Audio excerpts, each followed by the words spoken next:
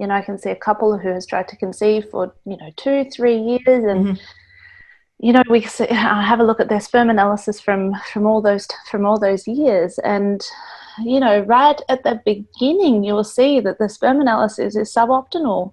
And the problem is with the sperm analysis these days is because the World Health Organization changed the reference range, particularly when it comes to morphology, so the shape of the sperm. Mm-hmm. They changed that to normal being 4%. Only 4% of the sperm actually have to be normal shape to actually be considered a normal sperm analysis. Now, I think this is a real problem because it used to actually be 15%. It had to be over 15% to be considered normal. Mm-hmm. So now, we're getting these sperm analysis back. They say, oh yeah, 4% morphology, that's normal. But it's not optimal for conception. It's not optimal for natural conception. And also, the reason that they changed those guidelines is because it's an average of what men are actually, of the morphology that comes back on the sperm analysis these days. They did an average of it to see what to get that reference range. But mm-hmm. as I said, that's not optimal for conceiving. So I think it's disturbing.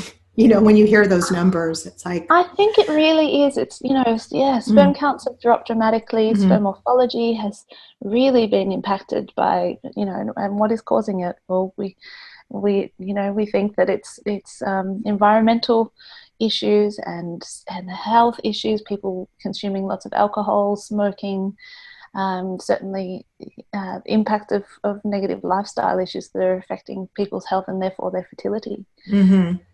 Well, I see this for sperm analysis from, years ago, and it's barely been touched on, let alone worked on. And since then, the woman has had all sorts of procedures, and, they've been working on their health, but, the guy's been pretty much overlooked.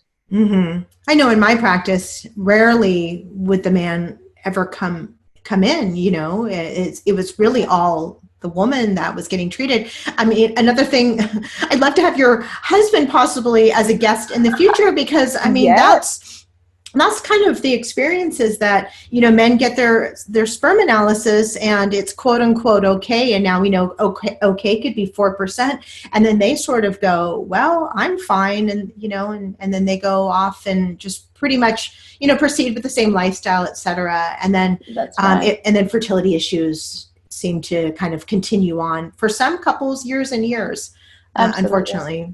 Yeah, that's right. And, and then if we are able to correctly analyze the sperm analysis and say, okay, this is in the normal range, but actually it's not optimal, you need to do this. Well, that gives the guy a lot more incentive to actually, want to cut out smoking or stop drinking or, reduce their alcohol consumption. Whereas if the fertility specialist or their doctors are saying to them, oh, your sperm's fine, well, they've got no incentive to make those changes. Sure.